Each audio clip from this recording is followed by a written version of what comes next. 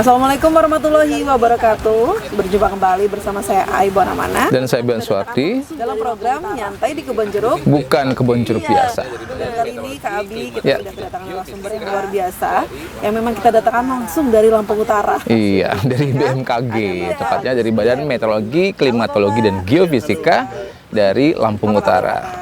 Tepatnya dari Stasiun Geofisika ada Bapak Agus Setiadi. Halo Bapak. Ya, halo Mbak. Apa kabar Pak? Alhamdulillah baik, luar biasa nih. Luar biasa. Iya. Hadir di Kebon Jeruk dari Studio 2 Davika TVI, kita akan berbincang seputar Megatrust, ya, stick warning, waspada seputar Megatrust. Karena kan memang isu ini memang sudah menjadi isu nasional, yang tentunya masyarakat Indonesia sudah mulai bertanya-tanya apakah benar dan bagaimana seharusnya. Karena memang dari BMKG juga sudah pernah mengkonfirmasi bahwa Megatrust ini memang akan terjadi dan beberapa wilayah di Indonesia berpotensi mengalami Megatrust. Efeknya dan akibat dari terjadinya Megatrust. Nah, sebelum itu kita akan berbincang dengan Bapak Agung Setiadi seputar apa sebenarnya Megatrust. Barangkali masyarakat pemirsa Davika TV ingin tahu lebih banyak Pak tentang apa yang disebut dengan Megatrust itu sendiri.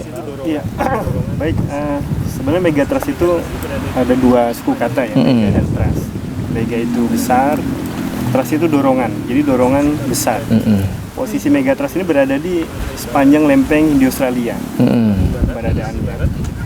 Kemudian posisi kalau kita di Provinsi Lampung ini, pantai barat, Lampung Barat, posisi barat, kemudian di barat daya Selat Sunda. Kalau digambarkan ada 3 blok. 3 blok Megatrust, yang artinya potensi terjadinya gempa besar bisa terjadi di 3 titik Megatrust. Sampai kekuatan itu bisa terjadi paling besar magnitud 8,8. Wow, untuk ukuran itu sudah cukup besar ya, Pak? Paling besar. Paling besar. Paling besar di daerah kita. Ada lagi segmen Megatrust di selatan Jawa beda lagi. Oh, gitu. Memang tergantung lokasi atau wilayah. Enggak. Ini jadi hasil dari penelitian. Penelitian beberapa ahli ya dari BMKG, kemudian ada geologi, kemudian ada BRIN. Itu kita udah ada bukunya PUSGEN, Pusat Sumber Gempa Bumi 2017. Nah, jadi Megatrust inilah yang memang tempat potensi terjadi gempa besar dengan skala 8, kalau di Lampung tuh magnitud 8,8. Potensi jadi ya? Potensi. Bukan akan. Tapi bisa kemungkinan terjadi sampai 8, kemungkinan terjadi ada, potensinya ada. Karena kalau prediksi itu kan berarti kan akan terjadi. Sedangkan gempa bumi itu unpredictable ya, belum bisa diprediksi. Jadi kembali kepada Megatrust. Megatrust itu adalah dorongan kuat. Lempeng ini kan bergerak terus nih, lempeng Australia ke arah timur laut, dan di bagian timur laut kita itu ada lempeng Eurasia. Lempeng itu bergerak juga setiap saat ke arah barat daya, yang lempeng Australia bergerak setiap saat ke arah timur laut. Nah, dorongan kuat inilah yang akan memicu terjadinya gempa besar sampai magnitud 8,8. 8,8 itu cukup besar ya Pak. Iya. Untuk wilayah Lampung. 8,8 itu memang hasil penelitian yang paling besar di wilayah kita. Itu bisa terjadi hanya di beberapa wilayah atau daerah-daerah tertentu, Ya, Pak? jadi di Indonesia ya khususnya kita punya 16 segmen Megatrust. 16. Yang salah satunya ada di pantai barat pulau kita nih, Lampung, barat daya, Selat Sunda. Di Aceh ada, di Andaman kita ingat di 2004 ya, Betul. 2004 sampai korban cukup banyak dan juga menimbulkan tsunami. Kemudian ada di wilayah Mentawai, Itu rawan memang ya. selatan Jawa, Jogja, hingga sampai ke timur. Jadi sebenarnya ini hasil penelitian, dan 16 segmen ini juga hasil penelitian. Jadi memang pemicu terjadinya Megatrust sesungguhnya geraknya Lempeng tadi senantiasa bergerak sehingga akan menyebabkan getaran Yang getaran ini disebut dengan gempa bumi. Getaran dan patahan itu beda, Pak. Nah, getaran itu artinya bergerak bumi kita sehingga dia disebut dengan gempa bumi. Kalau patahan itu yang memicu bergetarnya bumi, atau bahasanya mengalami fracture, patah. Sehingga karena patah maka mengalami pergerakan. Oh, seperti itu. Mengalami pergerakan, dan pergerakan inilah yang bervariasi tergantung goncangannya. Ada yang kecil, magnitude ya, ukuran ada yang kecil, ada yang minor ya, minor, sedang, besar. Nah, gitu. Ada kekuatan yang minor, itu kecil, di bawah 5, sedang itu di atas 5, besar itu di atas 7. Magnitude 7. Nah, megatrust ini kan mungkin hampir setengah tahun lebih ya kalau kita dengar istilah ini didengar gitu oleh masyarakat. Ini sebenarnya penelitian itu dilakukan sudah cukup lama, atau mungkin sudah ada indikasi terjadinya megatrust itu sendiri, atau gimana, Pak? Iya. Dibukukannya itu di 2017. Diteliti kembali. Oh, sudah lama sebenarnya. 7 tahun ya. 2017 diteliti kembali di namanya hasil penelitian. Di situ ada unsur kita BMKG, ada BRIN, ada dulu BPPT, kemudian ada Badan Geologi, juga ada beberapa organisasi luar negeri seperti yang berada di Australia, kemudian juga ada USGS.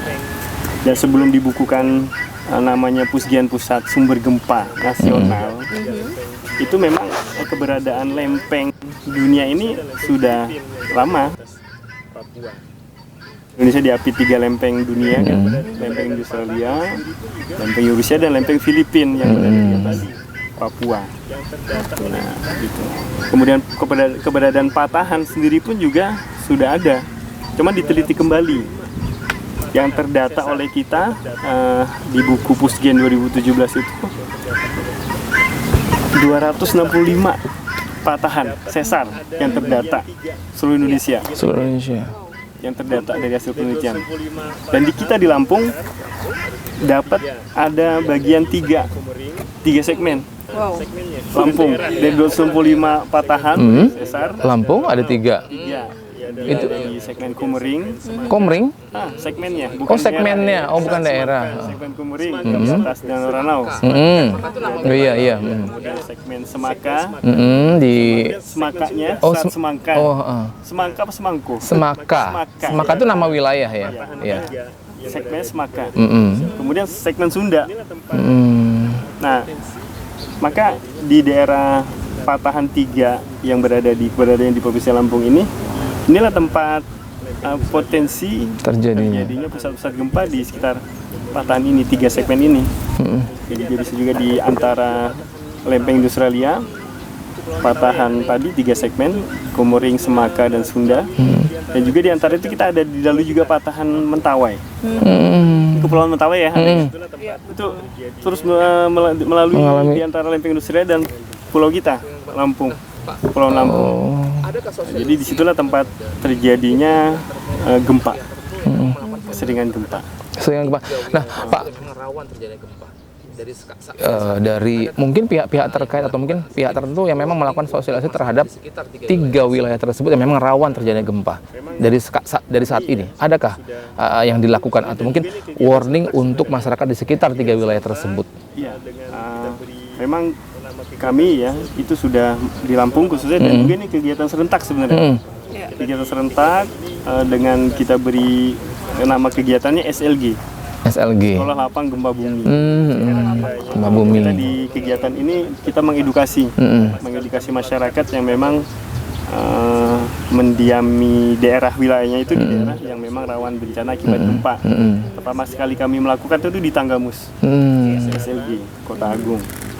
Situ kita mengundang unsur BPBD, kepolisian, TNI, unsur kesehatan, terus juga masyarakat. Situ isinya untuk mengedukasi bahwa memang daerah kita rawan bencana dan perlu memperkuat mitigasi. Mitigasi itu upaya meminimalisir korban. Jadi kita nggak ingin kita memang daerah kita rawan bencana akibat gempa, Tapi mereka tidak menyiapkan diri. Gempa terjadi, istilahnya Mereka panik. korban. Jadi memperkuat mitigasi itu bencana gempa terjadi, korban nggak ada atau zero victim istilahnya. Hanya mungkin kerugian secara imaterial ya Pak ya. Korban jiwa nggak ya. Ya memang gempa terbesar ya yang merusak di Lampung wilayah kita ini memang Liwa. Sering kali ya. Itu gempa terbesar di darat 6,4 magnitudenya yang memang merusak infrastruktur. Setelah itu era kurun waktu berarti kan 1994 sekarang 2024 30 tahun Belum terjadi lagi. alhamdulillah belum pernah terjadi, jadi cukup lama. Dan juga histori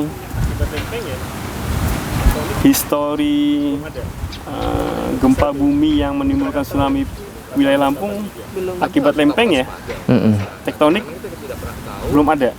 Baru hanya terbesar tuh Gunung Krakatau ya. Gunung Krakatau. 83. Tapi harus tetap waspada untuk masyarakat ya, karena memang kita tidak pernah tahu kapan terjadinya gempa atau megatrust itu sendiri.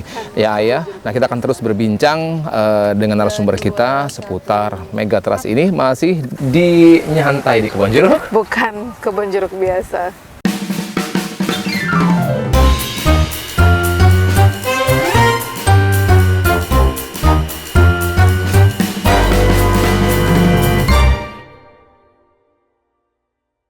Masih nyantai di Kebon Jeruk. Bukan Kebon Jeruk biasa. Tentunya masih bersama Stasiun Geofisika Lampung Utara Bapak Agung Setiadi yang akan memberikan informasi terkait isu-isu tentang megatrust yang memang sampai saat ini masih terus diperbincangkan ya Kak ya. Masih terus menjadi pertanyaan warga masyarakat Indonesia, terutamanya Lampung ya. Nah kali ini Pak Setiadi yang saya tanyakan, dampak yang ditimbulkan Pak jika megatrust itu terjadi seperti apa sih Pak? Iya, dampak yang ditimbulkan ketika terjadi gempa besar sebenarnya. Iya. Karena megatrust kan dorongan Betul. penyebab gempa itu terjadi ya, sampai magnitudo 8,8. Jadi kalau dia kedalamannya dangkal, ya, itu bisa menimbulkan tsunami. Bisa menimbulkan tsunami. Berpotensi tsunami Berpotensi menimbulkan tsunami. Karena saat tsunami itu kan terjadi minimal kekuatan 7,0 magnitudo, kedalaman dangkal, maka dia akan berpotensi menimbulkan tsunami. Maka sebenarnya ini yang perlu diantisipasi juga selain gempa bumi, untuk masyarakat kawasan yang memang tinggal di pesisir pantai, harus care terhadap informasi gempa yang memang diinformasikan dari BMKG. Betul. Tidak abai ya.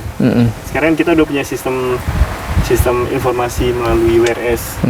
Ya, WRS ini yang memang berada di beberapa tempat. Kalau di Lampung ini udah ada 16 titik.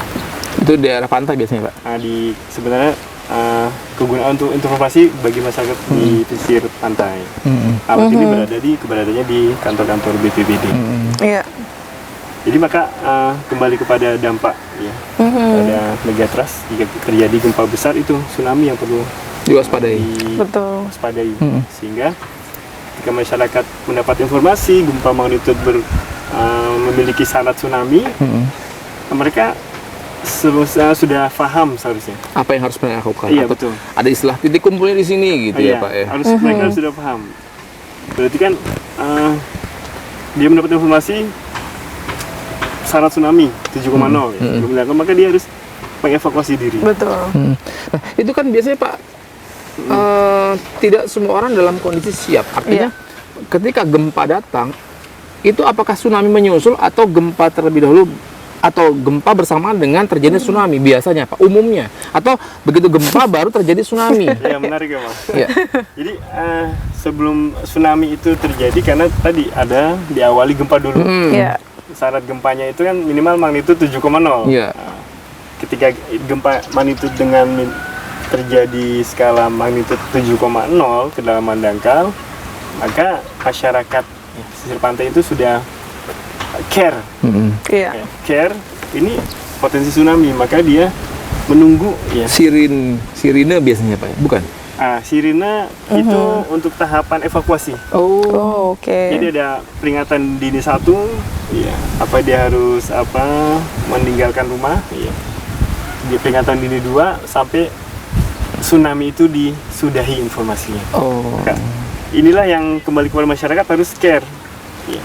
Informasi ini harus seperti apa, harus bagaimana.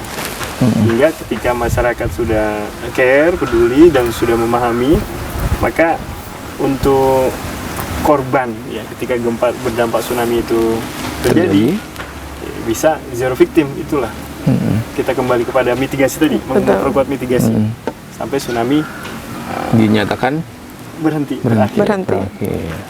Nah Pak, apakah informasi-informasi semacam ini tentang megatrust, gempa dan sebagainya, mitigasi, terus juga pelatihan, informasi dan sebagainya hanya dikhususkan untuk mereka-mereka yang ada di wilayah pesisir pantai saja? Kayak kita yang ada di tengah seperti ini kan memang minim terjadi laut jauh seperti itu Pak.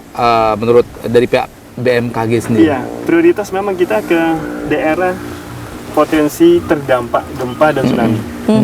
Jadi sepanjang Tanggamus ya, pesisir barat, Tanggamus, Kotagung, Kalianda sampai di Selat Sunda ya, Sumatera bagian selatan itu prioritas. Makanya kenapa prioritas sehingga alat-alat kami juga lebih banyak keberadaannya di sana. Jadi kalau kami yang ada di tengah ini mungkin hanya ketakutnya ketika gempa terjadi ya Pak ya. Karena kan otomatis lautnya memang jauh ya kalau di tengah. Kecuali Bandar Lampung sudah tenggelam mungkin ya bisa terjadi sampai di sini gitu ya Pak ya. Enggak, jadi tetap waspada. Tetap memahami. Tetap memahami. Perlu literasi. Karena penjalanan gempa ini luas. Luas penjalanan gempa. Gempa itu terjadi misalkan pernah kan terjadi di selatan Banten ya. Itu kota bumi sampai terasa tuh. Lampung Tengah juga tuh. Dan Lampung itu ada terasa. Nah, terasa ini berarti kan bahwa gempa bumi itu tidak bisa diprediksi, namun ketika terjadi dia getarannya itu random. Betul. Getaran itu random. Kemana aja kan. Di gempa pernah kita merasakan ya di bagian selatan Banten ya. Kekuatannya itu kalau nggak salah di bawah 6 ya. Tapi kerasanya sampai kota bumi terasa. Nah Pak, misal nih Pak, kayak terjadi gempa atau orang kan gini, kita mepet yang mepet tembok misalnya, untuk misalnya ketika ada di dalam rumah itu benar nggak sih Pak supaya memang tidak terjadi, kalau memang atau memang harus keluar rumah atau gimana Pak? Apa yang harus dilakukan ketika gempa itu terjadi Pak? Itu salah satu mitigasi, memperkuat mitigasi. Itu salah satu trik saat terjadi gempa. Emang salah satu diantaranya dia berlindung di pilar rumah yang kuat. Pilar. Slot ya. Kan kalau kita bangun rumah itu ada titik tengah ya. Bukan, ada apa? Penyangga. Tembok antara tembok satu dan tembok lainnya. Itu biasanya kan kuat. Lebih kuat. Lebih banyak besi. Benar. Betul. Kemudian tapi kalau pas apes kena juga lumayan. Tapi alangkah mungkin keluar rumah kali Pak ya. Nah, cari lapangannya. Keluar rumah pun juga harus hati-hati. Nggak bisa sekonyong-konyong gempa, kita merasakan gempa terus keluar rumah. Ada tiang listrik. Khawatir berdampak malah lebih berbahaya. Tumburan misalnya. Karena kita biasanya kan goyang ya Pak ya. Iya. Panik. Makanya ada salah satu penelitian ya, peneliti Jepang, dia mempresentasikan nih. Jadi presentasi terbesar ketika bencana alam terjadi, gempa bumi yang mengurangi korban, itu ternyata menyelamatkan diri. Menyelamatkan diri. Kemana Pak? Sehingga maksudnya menyelamatkan diri itu masyarakat atau personal ini sudah memahami edukasi mitigasinya, ya kan? Katakanlah ketika terjadi gempa, lindungi kepala. Betul. Yang utama. Jangan panik. Jangan panik. Ya. Atau drop, ya. Kemudian nunduk, masuk kolong meja. Hold on. Betul. Kayak gitu. Jadi nanti kita bisa bayangkan ketika masing-masing kita mengedukasi diri. Sebenarnya ya tadi kembali tidak hanya yang masyarakat berdampak Betul. gempa atau tsunami, tapi kita juga berada di Lampung Tengah juga Harus belajar memahami. literasi tentang mitigasi Iya. bencana akibat gempa bumi. Oke, betul. Itu betul. Berlindung di pilar, ya. Di bawah meja. Nah, di kolong meja, lindungi kepala. Nah, karena apa? Ketika gempa terjadi, bumi goyang, Iya, kita nggak stabil, Pak. betul. Kita pun Kita bergerak. iya, Iya. betul, Olahraga. betul. Yes. Nggak bisa sempurna Betul. larinya. Apalagi buru-buru. Makanya yang pertama jangan panik atau tenang. Berusaha tenang. Ketika getaran sudah selesai, stabil, baru Lakukan. keluar, Mulai menyelamatkan diri. menyelamatkan diri, keluar satu-satu. Iya, iya. Oke. Nah, itulah kenapa penelitian tadi presentasi terbesar sampai zero victim, karena dia bisa, dirinya itu bisa menyelamatkan.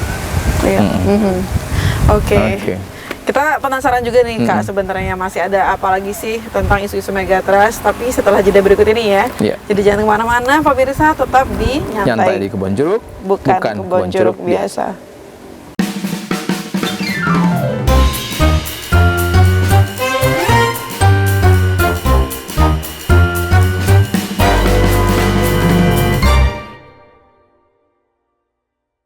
Masih nyantai di Kebon Jeruk. Bukan Kebon Jeruk biasa. Masih bersama Bapak Agung Setiadi dari Stasiun Geofisika Lampung Utara.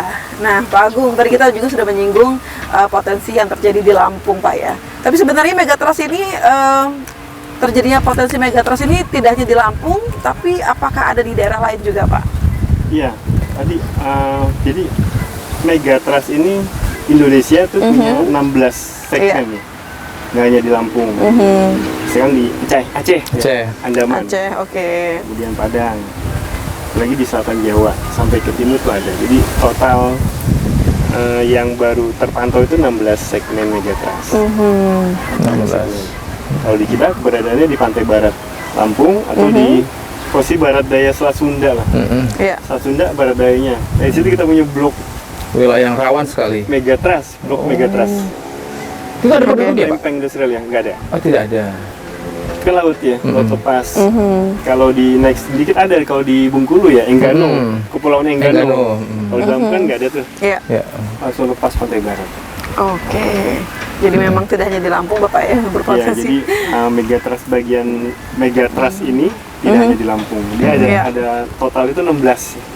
Dan 16 segmen megatrust di Indonesia. Ya. Kak, isu tentang megatrust mungkin bukan isu ya Pak, tapi pemberitahuan atau informasi atau mungkin sosialisasi tentang megatrust ini sudah lama. Bahkan mungkin sempat ada yang mengatakan, ini kan cuma isu doang, dilempar-lempar doang nih. Sampai pada akhirnya pernah kalau nggak salah tuh di kanal apa namanya informasi pernah dilaporkan. Itu benar tidak Pak? Ada yang melaporkan pihak-pihak terkait yang menangani masalah megatrust ini ke pihak kepolisian, itu pernah terjadi? Iya, pernah terjadi. Memang saya juga dapat baca informasi di sosmed. Karena memang barangkali ini membuat resah masyarakat, Iya. membuat resah masyarakat sehingga dia ada inisiatif untuk melaporkan supaya tidak terjadi keresahan. Sebenarnya, ini salah satu tadi mitigasi ya. Nah, salah satu mitigasi sebenarnya informasi megatrust itu salah satu mitigasi sehingga keberadaannya bagi masyarakat yang tinggal di daerah potensi terdampak gempa bahkan tsunami, dia mengedukasi mitigasi. Oh, ini ada blok megatrust, potensi gempa besar akan terjadi, maka saya harus apa nih? Iya. Mitigasi kan, mitigasi. Jadi itu memang benar, sempat ramai itu. Sempat ramai ya. Tapi karena dia hasil kajian, penelitian, ilmiah, Dasarnya lengkap ya. dasarnya ada, Kuat ya Pak ya. penelitian beberapa kementerian, badan, lembaga yang dibuat satu buku, namanya Pustian Pusat Sumber Gempa Bumi 2017. Nah Pak, kan kalau sudah tahu ini wilayah rawan gempa, artinya kan masyarakat sendiri sudah mempersiapkan ya Pak. Mungkin dari sisi tekstur bangunannya, konstruksinya itu pernah nggak Pak dikaji lebih jauh lagi bahwa mereka, oh ini sudah layak untuk bangunan untuk daerah-daerah gempa. Iya. Iya, sejatinya sudah dengan Kementerian PUPR ya, dia memang bidang konstruksi. Kalau kita kan memberikan informasi dampak, maka inilah juga perlu diindahkan, diindahkan oleh masyarakat memang tadi kembali yang tinggal di wilayah memang potensi terdampak bencana gempa maupun tsunami diindahkan. Tapi rata-rata kalau saya pernah ke Lampung Barat ya, di sisi Kota Agung gitu. Rata-rata bangunan itu mereka memang Sudah bukan tahan gempa, aman ya. aman gempa. Iya, karena kalau gempa tahan mungkin dengan goncangan melawan alam siapa bisa. yang iya. Bisa, betul. Ada prototipe dari atapnya juga rata-rata itu bukan dari Genteng. gitu. Kemudian juga bangunan ya itu udah. Nah, cuma ada yang itu yang memang sudah mulai ya Pak ya. teredukasi itu paling tidak itu sudah mengedukasi. Iya. Oh, berarti mereka sudah teredukasi. Gempa terjadi, kerusakan korban akibat kerusakan gedung itu meminimalisir, Iya. Oke. mengurangi. Itu jadi salah satu upaya ya Bapak ya. Salah satu upaya. Sehingga kembali kepada kalau untuk tahanan bangunan ya itu sudah ada Udah ada SOP-nya ya Pak ya. Bagaimana bangunan ya, Yang wilayah selayaknya gitu Pak ya. Yang tinggal di daerah yang tersebut ya, Pak. Daerah yang rawan. rawan gempa bumi. Oke. Tapi kalau ngomongin soal megatrust nih Pak, sebenarnya apa yang harus kita persiapkan Pak untuk masyarakat Indonesia dalam menghadapi megatrust? Iya, yang pertama hilangkan kekhawatiran, tapi memperbuat mitigasi tadi. Oke. Karena kan memang kalau misalkan ya tadi masyarakat pesisir pantai dia memang mata pencahariannya sebagai nelayan, mereka nggak mungkin meninggalkan mata pencaharian. Betul. Mengedukasi. Kami ini tinggal tempat daerah rawan tsunami, maka kami harus mengetahui apa yang menyebabkan tsunami. Salah satunya. Iya. Jadi ketika nggak usah khawatir, tapi tetap beraktivitas, cuman mengedukasi. Terus mengedukasi. Mengedukasi terus. Ya. Bagaimana misalkan memungkinkan tidak misalkan kami ini tinggal di tempat ketinggian, cuman kami tetap mencari mata pencaharian sebagai nelayan. Selesai nelayan, kami tinggal di atas puncak lagi gitu istilahnya tempat Pak ya. ketinggian misalkan. Ya, kalau misalkan belum memungkinkan, nggak usah khawatir, cuma tetap tadi mengedukasi. Iya. Mengedukasi karena bagian sumber penghasilan juga kalau Iya. Iya. Nggak mungkin hilangkan ya Pak ya. Nggak mungkin hilang. Iya Pak. Kalau misalnya megatrust, ada nggak sih ciri khusus yang mungkin yang memang ini bakal terjadi megatrust gitu? Nggak ada Pak. Nggak ada. Jadi megatrust ini kan bagian ya. Iya. Bagian lempeng dunia di lempeng Australia ya. Yang memang bagian inilah dikatakan megatrust sering terjadi dorongan kuat akan menyebabkan gempa besar. Tanda-tandanya nggak ada. Oh, nggak ada. Jadi memang tidak bisa memprediksi kapan terjadinya gitu. Iya. Atau sebulan lagi ada kemungkinan seperti itu. Betul, Pak. Kayak prediksi hujan kan. Kalau hujan mungkin bisa diprediksi gitu. Dari mendung Iya. gitu kan. Bedanya kalau hujan itu permukaan bumi ke atas bisa dianalisa dengan visual. Tapi kalau gempa kan permukaan bumi ke bawah. Di bawah. Jadi belum ada alat sampai saat ini untuk mendeteksi kapan terjadi gempa.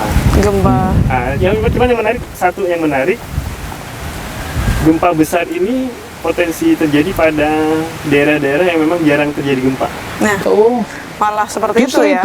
Iya. Jadi tapi memang tidak lepas dari kontrol juga untuk wilayah-wilayah yang memang rawan gempa ya Pak. Betul. Ya. Atau contohnya mungkin kayak Lampung Tengah gini Pak. Bukan itu maksudnya. Jadi maksudnya daerah potensi terjadi pusat gempa, cuman jarang terjadi gempa. Misalkan di lempeng itu ya, pantai barat Lampung, Sunda Barat Daya Sunda itu seringnya terjadi gempa kan dari situ ya. Iya betul. Kecil-kecil, bervariasi kekuatannya. Ada kalau kita plotting 5 tahun terakhir, 10 tahun terakhir, maka ada daerah yang gap titik gempa. Iya. Ya, gap titik gempa. Titik-titik banyak nih, cuma ada gap. Nah, maka daerah ini yang disebut dengan seismic gap, dan daerah sini yang memang berpeluang potensi terjadinya gempa besar tadi. Oke deh Pak. Harapan Pak, atau mungkin informasi Pak, atau mungkin Pesan untuk masyarakat, pesan ya? untuk masyarakat tentang Megatrust ini sendiri Pak. Ya, jadi memang untuk masyarakat terkait dengan Megatrust ini memang hasil dari kajian penelitian beberapa kementerian dan lembaga dan badan, sehingga harus kita jadikan sebagai informasi. Oh, daerah kita Lampung misalnya ada informasi, sehingga apa yang kita lakukan harus kita lakukan. Kalau daerah kita itu berpotensi gempa besar, maka dia harus melakukan edukasi diri, memperkuat mitigasi. Iya. Itu menjadi bekal ya Bapak ya. Jadi bekal. Iya. Dan juga harus memahami bahwa gempa bumi itu, tsunami itu tidak bisa diprediksi, sehingga harus mendapatkan informasi resmi dari BMKG. Pusat BMKG. Jangan terpengaruh hoax. Misalkan nanti malam jam 2 dini hari akan terjadi gempa dan tsunami setinggi 40 meter, itu hoax. Karena yang ditakutin ada pihak terkait yang memanfaatkan situasi dan kondisi ini untuk mungkin mengambil barang-barang, karena mungkin masyarakat sudah keluar dari rumah ya Pak. Betul Pak. Jadi itu Pak. Kita harus menjadikan informasi. Ketika kita sudah menjadikan informasi, maka memperkuat mitigasi, memperkuat mitigasi dan hindari berita-berita hoax. Pastikan informasi hanya resmi, hanya dari BMKG, dari kanal-kanal BMKG. Karena memang kita punya tupoksi untuk memberikan informasi ini gempa bumi dan tsunami. Iya, tentunya informasi tersebut bisa diakses di berbagai platform BMKG Bapak ya. Baik, pemirsa Davika TV, usai sudah kebersamaan kita di Nyantai di Kebon Jeruk. Bukan Kebon Jeruk biasa. Bersama Bapak Agung Setiadi, mudah-mudahan informasi yang Bapak sampaikan bisa bermanfaat untuk masyarakat dan juga pemirsa Davika TV. Ya.